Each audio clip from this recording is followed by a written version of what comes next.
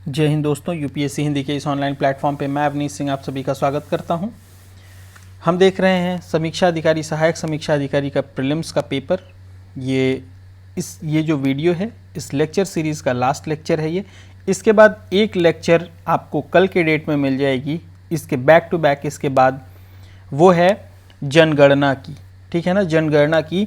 और उस video lecture से उम्मीद है कि लगभग 10 प्रश्न आएंगे आपके एग्ज़ाम में, ठीक है ना। तो उस वीडियो को देखना आप मत भूलिएगा, ठीक ना। इसके जस्ट बाद आएगी अगले दिन जनगणना की। एक ही लेक्चर से लगभग 10 प्रश्न आएंगे आपकी परीक्षा में, ठीक। तो आइए देखते हैं। पहला प्रश्न है, भागवत संप्रदाय में भक्ति के रूपों की संख्या कितनी है? भागवत संप्रदाय में भक्ति के रूपों की संख्या कितनी है? तो आपका उत्तर है 9। कितनी है? 9, ठीक है ना। जिसे क्या कहते हैं? जिसे नवधा भक्ति कहते हैं, ठीक है ना। भागवत संप्रदाय में मोक्ष प्राप्ति के लिए जो नवधा भक्ति है उसको सर्वाधिक मान्यता दी गई है। प्रश्न नंबर 2 है हमारा, बुद्ध कौशाम्बी किसके राज्यकाल में आए थे? बुद्ध जो थे वो कौशाम्बी किसके राज्यकाल में आए थे? तो आपका उत्तर है उदयन। उत्तर क्या है आपका? उदयन, ठीक है ना। कौशाम्बी जो है वत्स महाजनपद की राजधानी थी। कौशाम्बी क्या थी? वत्स महाजनपद की राजधानी थी। बुद्ध ने अपने जीवन का सर्वाधिक उपदेश कहाँ दिया था? सर्वाधिक उपदेश कहाँ दिया था ये हम साथ साथ में देख लें। श्रावस्ती में दिया था, ठीक ना। नेक्स्ट है, किस धर्म को राष्ट्रकूटों का संरक्षण प्राप्त था? इन धर्मों में से किस धर्म को राष्ट्रकूटों का संरक्षण प्राप्त था? तो आपका उत्तर है जैन धर्म, ठीक ना, जैन धर्म। नेक्स्ट है, गुप्त और गुप्तोत्तर काल शक विजेता किसको माना जाता है? निम्न में से किसको शक विजेता माना जाता है? तो वो है चंद्रगुप्त द्वितीय। चंद्रगुप्त द्वितीय। बेरोजगारों के सहायता के लिए ऐसे पढ़ लें, दिल्ली के निम्नलिखित सुल्तानों में से किसने रोजगार कार्यालय की स्थापना की थी? तो आपका उत्तर क्या है? फिरोज शाह तुगलक। किसने की थी? फिरोज शाह तुगलक ने। फिरोज शाह तुगलक ने एक विभाग था दीवान खैरात, उसको भी स्थापित किया था, ठीक है ना, जो मुसलमान अनाथ स्त्रियों और मुस्लिम अनाथ स्त्रियों और विधवाओं को आर्थिक सहायता प्रदान करता था, ठीक ना। नेक्स्ट है, निम्नलिखित मध्ययुगीन शासकों में से कौन एक उच्च शिक्षित था? ठीक है ना, सबसे ज़्यादा शिक्षित कौन था? तो था शेरशाह सूरी। ये मैंने ऐसे ही लगा दिया है, ठीक है ना। उत्तर क्या है इसका? डी, शेरशाह सूरी। बहमनी और विजयनगर साम्राज्य के बारे में एक प्रश्न है कि बेसनगर अभिलेख का हेलियोडोरस कहाँ का निवासी था? हेलियोडोरस जो था वो कहाँ का निवासी था? तक्षशिला का। कहाँ का था? तक्षशिला का, ठीक ना। नेक्स्ट है, मध्यकालीन भारत के मुगल शासक वस्तुतः थे, कौन थे? मुगल शासक वस्तुतः थे चगताई तुर्क। उत्तर नंबर सी, चगताई तुर्क, ठीक ना, है ना। क्या थे? चगताई तुर्क, है ना। नेक्स्ट हम लोग देखें क्वेश्चन नंबर 9, मुगल मनसबदारी व्यवस्था। मुगल मनसबदारी व्यवस्था से है, ठीक है ना। जात एवं सवार पद प्रदान किए जाते थे मुगल मनसबदारी में, ठीक है, बिल्कुल सही बात है, ठीक ना। नेक्स्ट है, मनसबदार अनुवांशिक अधिकारी होते थे? नहीं, अनुवांशिक नहीं होते थे। उसके बाद मनसबदारों के 3 वर्ग थे, बिल्कुल सही। मनसबदारों के कितने वर्ग थे? 3 वर्ग थे, ठीक ना। कितने वर्ग थे? 3 वर्ग थे मनसबदारों के, ठीक ना।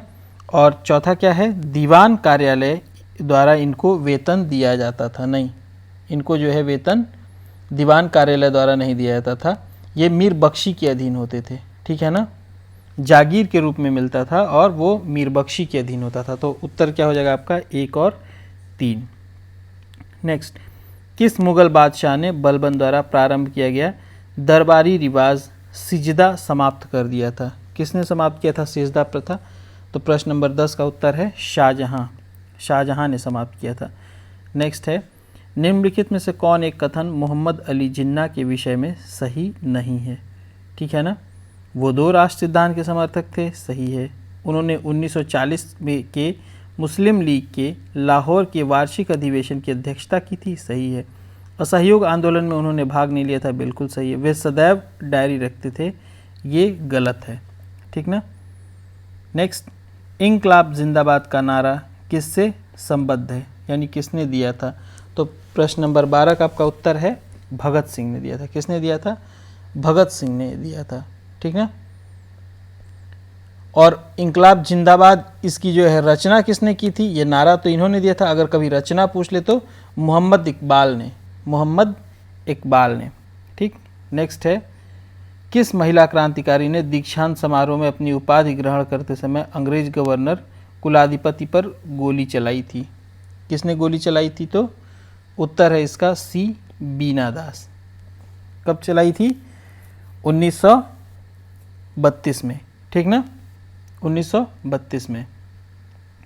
1857 के निम्नलिखित क्रांतिकारियों में से किसका वास्तविक नाम रामचंद्र पांडुरंग था? किसका वास्तविक नाम रामचंद्र पांडुरंग था? तो तात्या टोपे का। किसका? विकल्प बी, तात्या टोपे। 1907 के भारतीय राष्ट्रीय अधिवेशन सूरत के वार्षिक अधिवेशन की अध्यक्षता किसने की थी? किसने की थी? आर.बी. घोष ने। किसने की थी? आर.बी. घोष ने की थी, ठीक ना। नेक्स्ट 16, आज़ाद हिंद फौज के अधिकारियों के उनके लाल किले में चल रहे मुकदमे में उनके पक्ष से निम्नलिखित में से किसने वकालत की थी? किसने वकालत की थी? तो प्रश्न नंबर 16 का उत्तर है आपका D, sir T B. Sapru. Sir T B. Sapru. Muslim League द्वारा निम्नलिखित में से किस तिथि को सीधी कार्यवाही दिवस के रूप में निश्चित किया गया था? किस तिथि को सीधी कार्यवाही दिवस के रूप में निश्चित किया गया था? 16 अगस्त 1946। 16 अगस्त 1946। लीग की इस कार्यवाही का उद्देश्य क्या था? सांप्रदायिक दंगे फैलाना और आतंक का माहौल बनाकर यह सिद्ध करना कि हिंदू मुसलमान एक साथ नहीं रह सकते, ठीक। नेक्स्ट, भारतीय राष्ट्रीय कांग्रेस के किस अधिवेशन में कांग्रेस अध्यक्ष के चुनाव में सुभाष चंद्र बोस और पट्टाभी सीतारामैया को पराजित किया गया था? ठीक है ना, पट्टाभी सीतारामैया को पराजित किया था।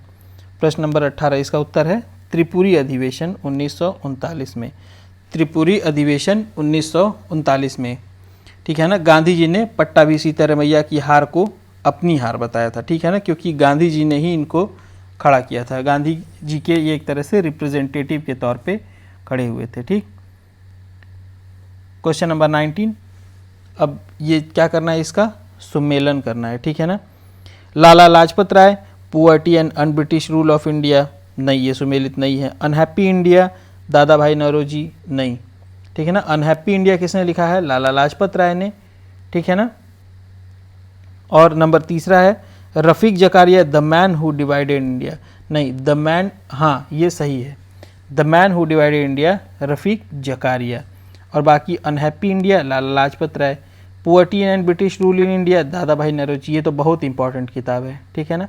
The man who divided India, Rafiq Zakaria. और guilty man of India's partition, doctor Ram Manohar Lohia. प्रश्न नंबर 20, भारतीय राष्ट्रीय कांग्रेस के लाहौर अधिवेशन की अध्यक्षता किसने की थी? तो प्रश्न नंबर 20 का उत्तर है जवाहरलाल नेहरू। जवाहरलाल नेहरू। नेक्स्ट, फॉन एक स्थानीय पवन है, कहाँ की? फॉन स्विट्ज़रलैंड की। फॉन कहाँ की स्थानीय पवन है? स्विट्ज़रलैंड की। ये एक शुष्क पवन है, ठीक है ना, गर्म पवन है ये, ठीक। नेक्स्ट 22, प्रश्न नंबर 22 पूछ रहा है कि इसमें से कौन सा सुमेलित नहीं है? नाथुला सिक्किम, तो फिर ये अरुणाचल प्रदेश यहाँ क्या कर रहा है? नाथुला सिक्किम। लिपुलेख उत्तराखंड, पालघाट केरल, रोहतांग हिमाचल प्रदेश, ये तीनों सही हैं। नेक्स्ट, पश्चिमी घाट की नदियाँ डेल्टा का निर्माण नहीं करती हैं, क्या ये सही है? पश्चिमी घाट की नदियाँ डेल्टा का निर्माण नहीं करती हैं, बिल्कुल नहीं करती हैं, ठीक है ना।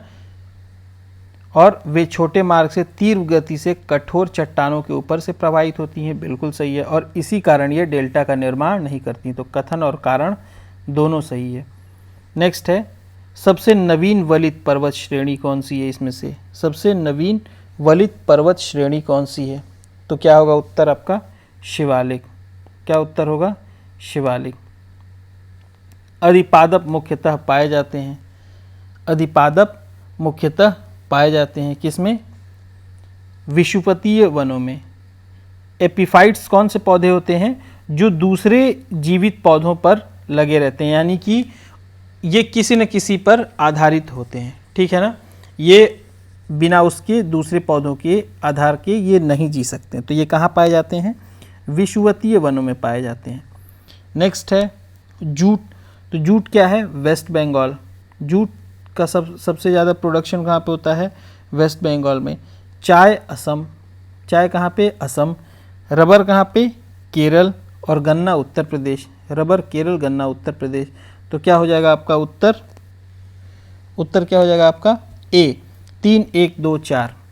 3 1 2 4। एक फसली कृषि विशेषता है किसकी? एक फसली कृषि विशेषता है किसकी? व्यापारिक अन्य कृषि की। व्यापारिक अन्य कृषि क्षेत्र की, ठीक ना। कुल भौगोलिक क्षेत्रफल के संदर्भ में वनों का उच्चतम प्रतिशत मिलता है। कहाँ पर मिलता है? वनों का उच्चतम प्रतिशत कहाँ पर मिलता है? मिजोरम में मिलता है। कहाँ पर मिलता है? मिजोरम में, ठीक ना। उसके बाद मिजोरम के बाद अरुणाचल प्रदेश, फिर मेघालय, फिर मणिपुर, ठीक। Next question number 29। हीरा। हीरे में क्या होता है? सबसे अधिक कार्बन से, ठीक है ना। संगमरमर कैल्शियम से। संगमरमर किससे? कैल्शियम से। रेत किससे? सिलिकॉन से। और माणिक्य क्या है? रूबी एल्यूमिनियम है। तो आपका उत्तर क्या हो जाएगा 29वें का? बी। 4 1 2 3। नेक्स्ट, कोयले का अंतरराज्यीय परिवहन रेलवे द्वारा संपन्न किए जाने वाला परिवहन का एक प्रमुख घटक है, ठीक ना।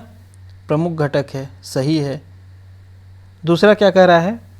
बंगाल झारखंड कोयले की खदान पश्चिमोत्तर राज्यों के कोयले की आपूर्ति का प्रमुख स्रोत है। ये भी सही है, लेकिन ये दोनों एक दूसरे का, ये इसका कारण नहीं है, ठीक है ना। पहले का कारण नहीं है दूसरा वाला, ठीक। तो इसका उत्तर क्या हो जाएगा? बी।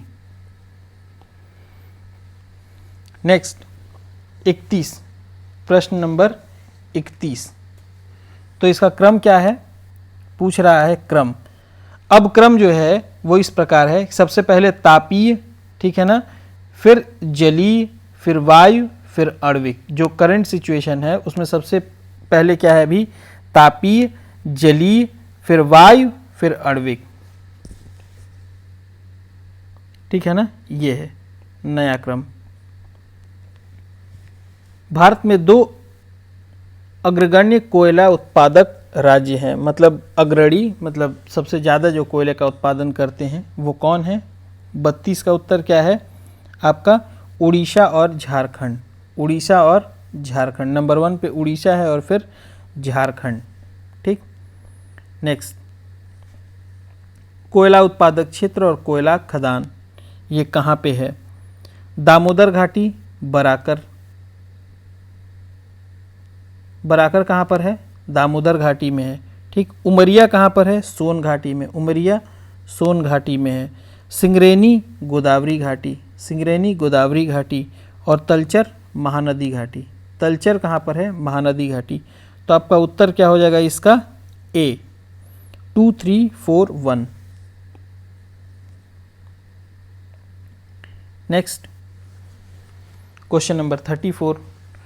लौह अयस्क का सबसे संपन्न भंडार कर्नाटक में पाया जाता है, ठीक है। लौह अयस्क का सबसे संपन्न भंडार कर्नाटक में पाया जाता है, सही है।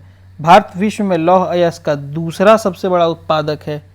दूसरा सबसे बड़ा उत्पादक नहीं है, कौन सा? चौथा सबसे बड़ा उत्पादक है। तो ये 2 काट दीजिए, ठीक है ना, 2 काट दीजिए। तीसरा क्या करा? भारत में उड़ीसा लौह अयस्क में सबसे बड़ा उत्पादक क्षेत्र है। तो उस समय के हिसाब से तो क्या हो जाएगा, मतलब जिस समय प्रश्न पूछा गया था तो 1 और 3 हो जाएगा, ठीक ना।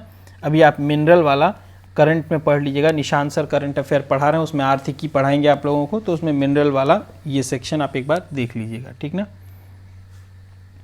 भारत के किस राज्य में प्रदेश राजमार्ग की लंबाई सर्वाधिक है? भारत के किस राज्य में प्रदेश राजमार्ग की लंबाई सर्वाधिक है? तो किस में है? महाराष्ट्र में। किस में है? महाराष्ट्र में। विश्व के वन आवरण की सर्वोच्च प्रतिशत संबंधित है किससे? वन आवरण सबसे ज़्यादा किस में है? उष्णकटिबंधीय वर्षावन में। डी। वायुमंडल निम्नलिखित में से अम्लीय वर्षा में सर्वाधिक प्रभावित होते हैं। कौन कौन से देश सर्वाधिक प्रभावित होते हैं? तो वो है कनाडा, नॉर्वे और यूनाइटेड किंगडम। स्वीडन नहीं होता है, ठीक है ना? नहीं, स्वीडन होता है। कनाडा, नॉर्वे और स्वीडन। क्या क्या? कनाडा, नॉर्वे और स्वीडन। यूनाइटेड किंगडम नहीं होता है, ठीक है ना? तो उत्तर हो जाएगा आपका सी। यूरोप में लौह उत्पादक देश फ्रांस का स्थान है। अब इस समय के हिसाब से आप लोग देख लीजिएगा, नए डाटा के हिसाब से इसको मैं इकट्ठे, अभी जैसे मैंने आपसे प्रॉमिस किया था मैं जनगणना करा दूंगा, एक छोटा सा वीडियो 5 मिनट का बना करके आप लोगों को मैं बाद में ये भी करवा दूंगा, ठीक है ना? और वैसे भी ये सब चीज़ें लास्ट में ही, क्योंकि दिमाग से उतर जाती हैं। हालांकि अभी तो एग्ज़ाम में 10 दिन है, मैं आपको कल परसों में करवा दूंगा ये, ठीक ना? एक छोटा सा बना के 5 मिनट का मैं डाल दूंगा, या फिर PDF डाल दूंगा, आप उसको देख लीजिएगा, ठीक ना? आपको PDF मिल जाएगा इसका डिस्क्रिप्शन बॉक्स में, ठीक? जनगणना का, है ना? बात करता हूँ मैं टीम से। वैसे वीडियो आपको पूरा जनगणना का मिलेगा, ठीक ना? इसके जस्ट बाद केंद्र और उद्योग। नगोया फेमस है सूती वस्त्र के लिए, सलेम लौह और इस्पात के लिए, लॉस एंजल्स हवाई जहाज़ के लिए और अबादान तेल शोधन के लिए। नेक्स्ट इसका है कि कौन सा जो क्षेत्र है वो किसके लिए प्रसिद्ध है? कौन सा क्षेत्र किस चीज़ के लिए? मलेशिया जो है वो रबर के लिए है, ठीक ना? मलेशिया किसके लिए है? रबर के लिए है, ठीक। इटली जैतून के लिए है, इटली जैतून के लिए है। कोलंबिया कहवा के लिए है, कोलंबिया किस लिए है? कहवा के लिए है। और मॉरिशस गन्ना के लिए, मॉरिशस किस लिए है? गन्ना के लिए है, ठीक। नेक्स्ट, ये जनगणना अभी इकट्ठे कराऊंगा अभी, ठीक है ना, नेक्स्ट वीडियो में। आइए चलिए देखते हैं हम लोग नेक्स्ट, यहाँ से पॉलिटी से। भारत का संवैधानिक विकास। भारत के लिए संविधान सभा के गठन का विचार दिया किसने दिया था? कैबिनेट मिशन योजना ने, ठीक ना? कैबिनेट मिशन योजना, ये कई बार सारे प्रश्न लगभग रिपीट हो चुके हैं इसमें, है ना, पीछे की वीडियो में, इसीलिए बहुत ज़्यादा डिस्क्राइब नहीं कर रहा हूँ, ठीक ना। भारत में संघीय शासन व्यवस्था दी थी किसने? 1935 के अधिनियम ने, ठीक ना। नागरिकता मूल अधिकार से ये क्वेश्चन है। भारतीय संविधान में मूल अधिकारों का विचार लिया गया है। मूल अधिकारों का विचार कहाँ से लिया गया है? कहाँ से लिया गया है मूल अधिकारों का विचार? बताइए आप लोग। 56 का आंसर है अमेरिका। और मूल कर्तव्य कहाँ से लिया गया है? रूस से लिया गया है, ठीक। MG नरेगा, ठीक है ना, ये किस आर्टिकल की वजह से इसमें हम लोगों को भाग लेने का मतलब अधिकार मिलता है? किस आर्टिकल की वजह से? आर्टिकल नंबर 43, कामगारों के लिए निर्वाह और मजदूरी का अधिकार। राज्य के नीति निदेशक तत्व तो नहीं है, इसमें से कौन सा है जो राज्य का नीति निदेशक तत्व नहीं है? 14 वर्ष की आयु तक के बच्चों को निःशुल्क शिक्षा, ये क्या है? नहीं है, ठीक है ना, ये क्या है? नहीं है। लेकिन आप लोग एक चीज़ ध्यान रखिएगा, ये जो है ये क्या है? 6 से लेकर 14 वर्ष तक की आयु के बच्चों को निःशुल्क शिक्षा प्रदान करना 86वें संविधान संशोधन 2002 के तहत अनुच्छेद 21A में आर्टिकल नंबर 21A में रख दिया गया है, ठीक ना। ये बात आप जरूर ध्यान रखिएगा।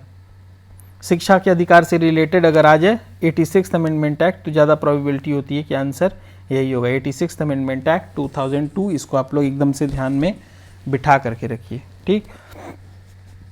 नेक्स्ट है, कौन सा विषय धन विधेयक के उपबंध में सम्मिलित नहीं किया गया है? 59 का उत्तर है। 59 का उत्तर क्या होगा? आप लोग सोच करके बताइए। कर से संबंधित उपबंध है, उधार लेने संबंधित उपबंध है, संचित निधि आकस्मिकता और अभिरक्षा से संबंधित उपबंध ये भी है, जुर्माने और अर्थदंड से संबंधित उपबंध नहीं है, ये डी वाला नहीं है। 60, भारत के उपराष्ट्रपति, क्वेश्चन नंबर 60, आइए देखते हैं। भारत के द्वितीय उच्चतम प्रतिष्ठित पदाधिकारी हैं, सही है। पहले कौन है? राष्ट्रपति। इनके पास पद से संबंधित औपचारिक कार्यदायित्व तो नहीं होता है, बिल्कुल सही बात। राष्ट्रपति की अनुपस्थिति में उनके कार्यों का निर्वहन करते हैं, बिल्कुल सही बात। राष्ट्रपति के पद त्याग या अपदस्थित मतलब उनके हट जाने वाली, अपदस्थ हो जाए, वहाँ से कुर्सी से अपनी हट जाए, छोड़ दें वो पद, या मृत्यु के चलते राष्ट्रपति के रूप में अगर वो मृत्यु हो जाए उनकी, या फिर वो पद छोड़ दें अपना, ठीक ना, तो क्या करता है, उनकी जगह पे काम करते हैं। तो चारों सही है, सभी, ठीक है ना। डी आपका उत्तर क्या है? डी। गणतंत्रीय अवधारणा के संबंध में निम्नलिखित में से कौन एक सही नहीं है, पूछ रहा है। प्रश्न नंबर 61, क्वेश्चन नंबर 61 पूछ रहा है, ठीक है ना। कौन सा सही नहीं है? एक राज्य जिसमें जनता सर्वोच्च हो, गणतंत्र की ये विशेषता है, ठीक ना। सर्वोच्च शक्ति निर्वाचित प्रधान में होती, बिल्कुल सही। सर्वोच्च शक्ति एक राजा के समान एक ही व्यक्ति में निहित हो, नहीं, ये गलत है। सी क्या है? गलत है। डी संसद के अधिकारियों में सम्मिलित है, कौन है? लोकसभा के अध्यक्ष, लोकसभा उपाध्यक्ष, लोकसभा के महासचिव और राज्यसभा के अध्यक्ष। राज्यसभा के कौन? अध्यक्ष। तो ये चारों में से कौन नहीं है? प्रश्न नंबर 62 में चारों के चारों हैं, ठीक ना, सभी हैं। भारत में संसद द्वारा बंधुआ मजदूरी को प्रतिबंधित करने वाला अधिनियम कब पारित किया गया था? 1976 में। कब? 1976 में।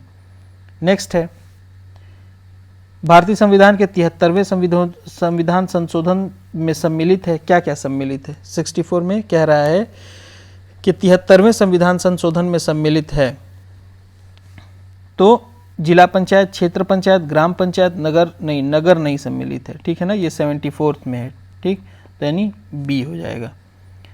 65 स्वाधार योजना, ये योजनाएं आप पढ़ लीजिएगा, बिल्कुल करंट की सारी चीज़ें हैं, ठीक है ना। चालू जोतों में सबसे बड़ा औसत का आकार है, किस में है? 66 पूछ रहा है कि भारत में चालू जोतों का सबसे बड़ा औसत आकार है किसमें? सर्वाधिक औसत आकार इस समय जो है, देख लीजिएगा, इसको करंट में अभी जब एक PDF बनाऊंगा सारा क्या कहते हैं, करंट अफेयर वाला जो इकोनॉमी से रिलेटेड है, उसमें मैं डाल दूंगा आपके लिए, ठीक ना। ये करंट है।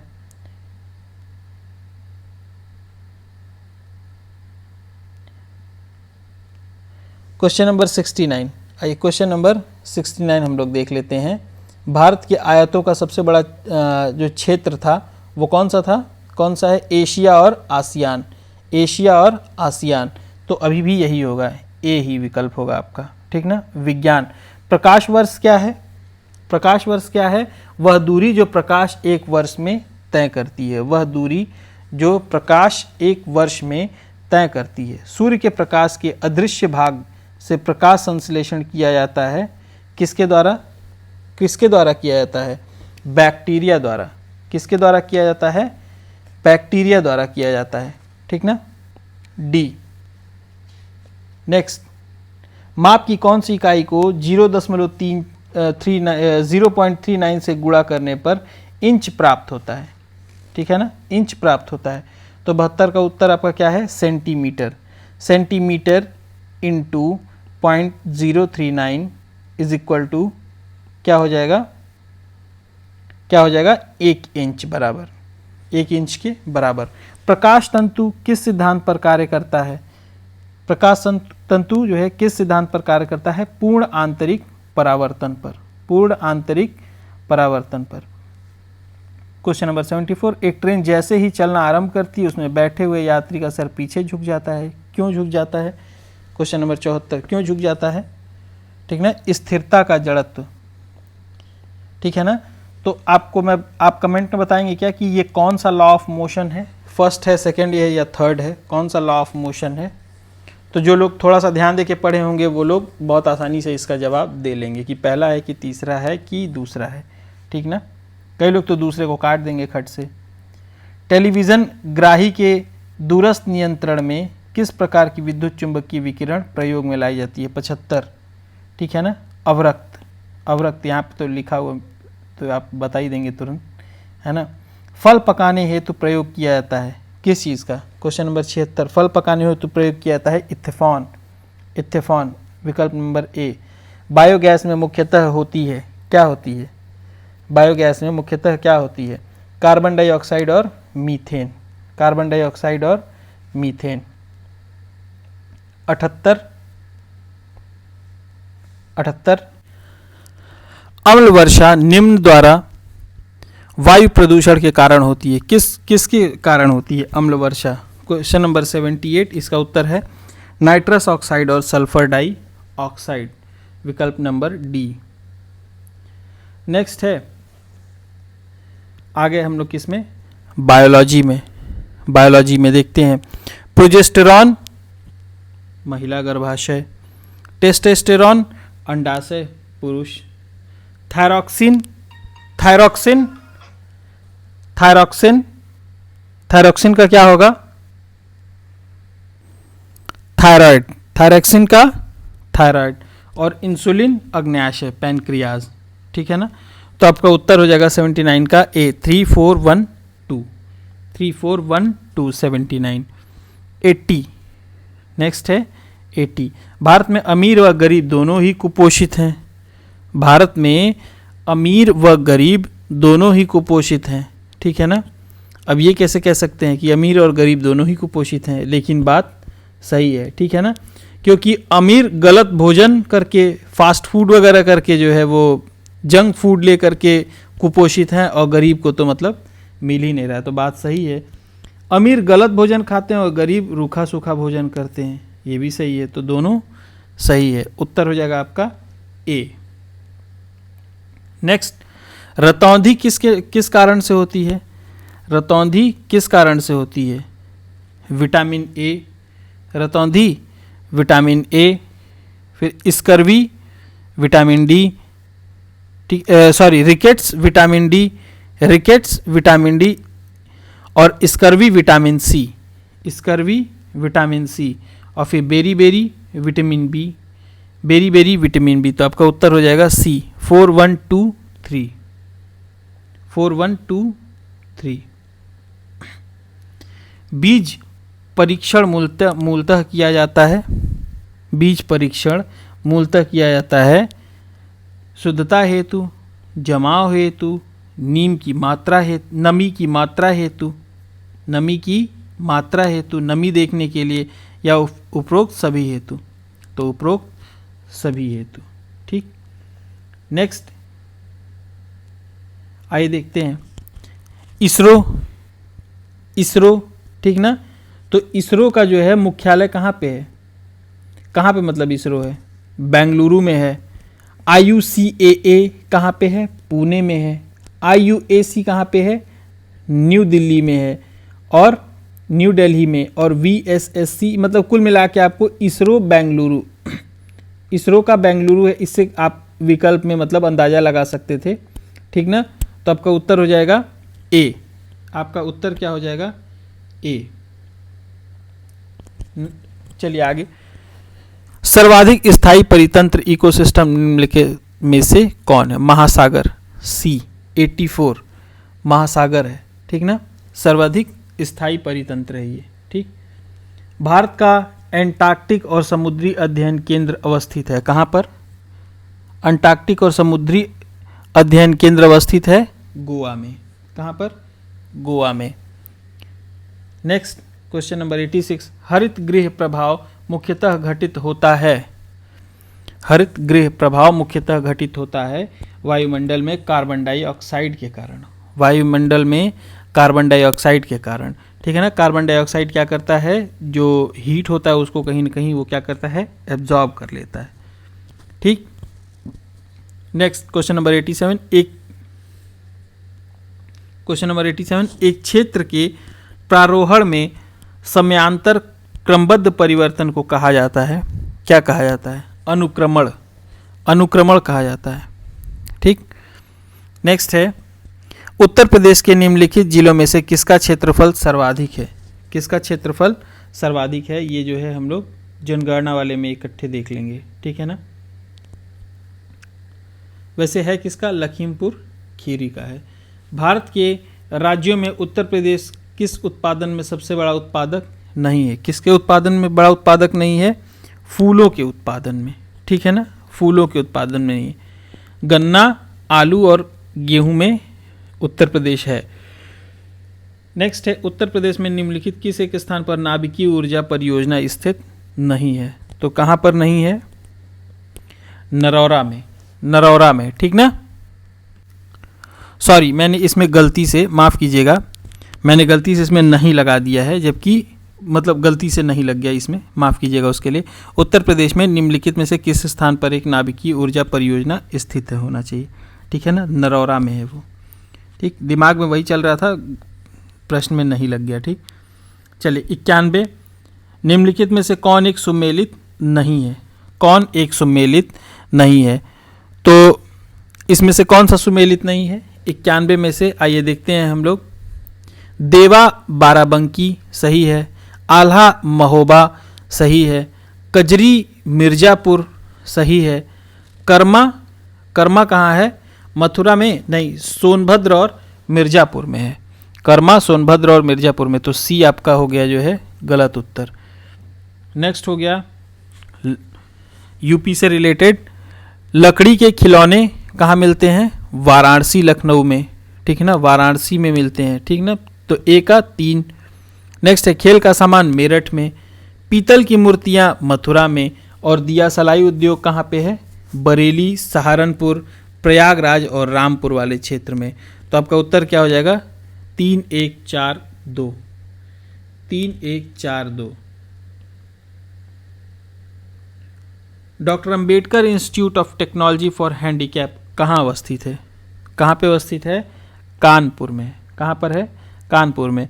उत्तर प्रदेश में सबसे पुराना विश्वविद्यालय, यूपी का सबसे पुराना विश्वविद्यालय है इलाहाबाद विश्वविद्यालय, ठीक है ना। इसकी स्थापना कब की गई थी? 1887 में हुई थी।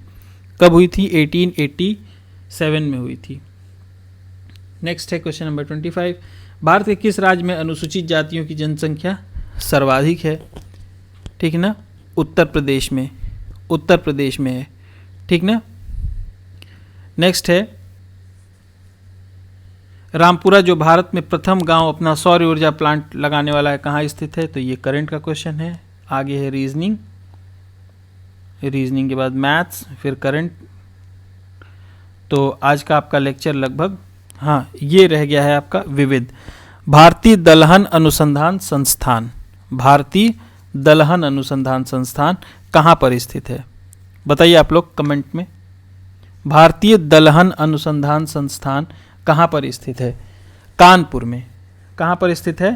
कानपुर में। उत्तर नंबर सी, ठीक ना। समस्त विश्व में 17 नवंबर को विश्व COPD दिवस के रूप में मनाया जाता है। COPD का फुल फॉर्म क्या है? COPD का फुल फॉर्म है chronic obstructive pulmonary disease, chronic obstructive pulmonary disease. उत्तर नंबर डी। 138, विश्व में मदिरा का बृहत्तम उत्पादक, मदिरा का बृहत्तम उत्पादक होता है इटली में। कहाँ पर होता है? इटली में। 139, ख्याल सूरज खान, ख्याल से संबंधित कौन है? सूरज खान। पखावत से पंडित अयोध्या प्रसाद, वीणा वादन से सादिक अली खान, और तबला वीरू मिश्र। तो अगला प्रश्न है हमारा प्रश्न नंबर 40, 140, प्रश्न नंबर 140। तो आपका 139 का उत्तर क्या हो गया आप लोगों का? सी, 1324। नेक्स्ट 140, हिंदी साहित्य के लिए कौन फेमस है? रसखान। उर्दू के लिए ज्ञानचंद्र जैन, संगीत एवं नृत्य कला के लिए सविता देवी, और चित्रकला के लिए सतीश चंद्र। चित्रकला के लिए कौन है? सतीश चंद्र। तो ये आपका 2010 का भी प्रीलिम्स का पेपर कंप्लीट हो गया। तो अब जो है आप लोग अगला वीडियो जो है देख लीजिएगा आप लोग पॉपुलेशन का, ठीक ना। पॉपुलेशन पे जो नेक्स्ट वीडियो बनेगा उसको देखना मत भूलिएगा, क्योंकि एक ही वीडियो से 10-12 प्रश्न आने की उम्मीद है, ठीक ना। तो सभी को जय हिंद,